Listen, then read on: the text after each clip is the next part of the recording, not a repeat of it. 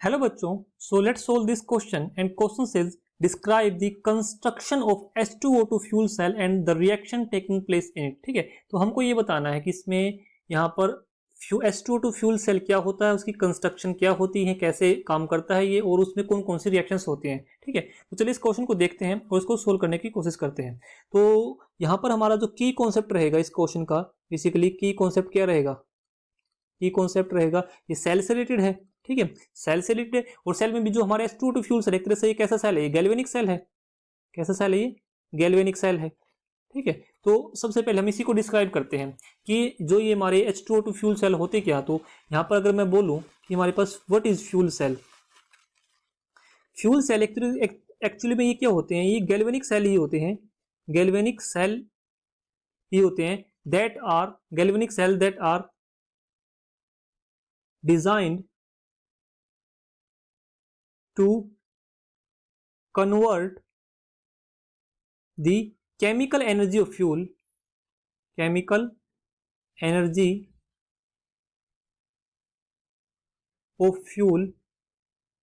into electrical energy।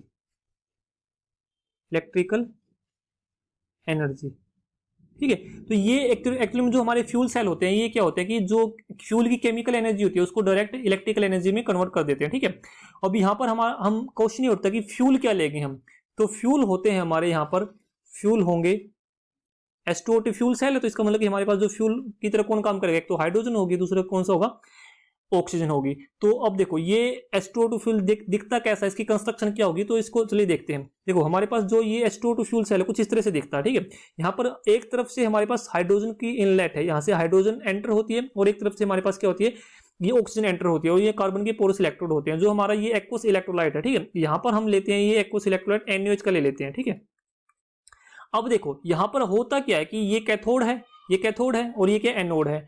Anode generally negative terminal होता है और कैथोड का कैसा टर्मिनल होता है, पॉजिटिव टर्मिनल होता है गैल्वेनिक सेल में। अब रिएक्शन क्या होगी इसके अंदर, कौन कौन सी रिएक्शन होगी। एनोड पर हमको पता है कि एनोड पे क्या होता है, एनोड पे होती है हमारी ऑक्सीडेशन। अब एनोड पे क्या, हमारा एनोड से आ रहा हाइड्रोजन, सो हाइड्रोजन क्या होगा, देखो यहाँ पर हाइड्रोजन, और सोल्यूशन के अंदर जो इलेक्ट्रोलाइट ले रखे वो हमने क्या ले रखा, वो ले रखे हमने NaOH, यानी कि यहाँ से हमारे पास क्या आएगा, OH नेगेटिव आएगा। और अब जब ये इसकी ऑक्सीडेशन होगी, यहाँ पर जब इसकी ऑक्सीडेशन होगी तो यहाँ पे हमको क्या मिलेगा, यहाँ पे मिलेगा हमको वाटर, यहाँ पे मिलेगा वाटर, और यहाँ से हमको इलेक्ट्रॉन मिल जाएंगे। ठीक है, तो यहाँ से हम इसको बैलेंस करेंगे तो कुछ इस तरह से हो जाएगा ये। अब देखो ये तो हो गई एनोड पे रिएक्शन। अगर मैं बात करता हूँ किसकी, कैथोड की, कैथोड पे क्या होगा, कैथोड से यहाँ से हमारे पास क्या आ रहा है, ऑक्सीजन आ रही है, तो ऑक्सीजन, और यहाँ पर हमारे पास क्या होगा 2H2O, ये हमारी रिएक्शन होगी।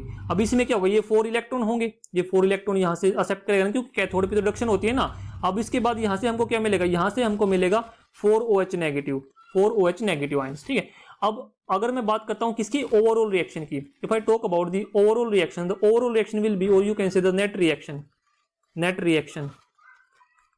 क्या होगी। देखो यहाँ से 4 इलेक्ट्रॉन से 4 इलेक्ट्रॉन कैंसिल आउट हो गए, और यहाँ से ये कैंसिल आउट हो गया। ठीक है, अब देखो ये ओवरऑल रिएक्शन क्या होगी हमारी, 2H2 plus O2 giving 2H2O।